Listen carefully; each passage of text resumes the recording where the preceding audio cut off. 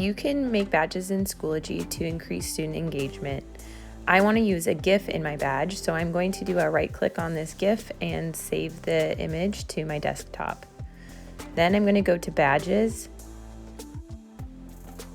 Then I'll click Add Badges, Create New Badge.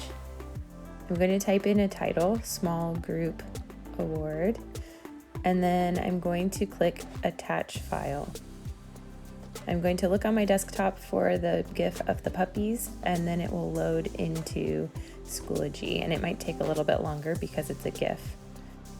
Next, I'll change the color and the shape, and then my GIF will appear, and I can adjust it to wherever I want the image to appear within that space that creates the badge.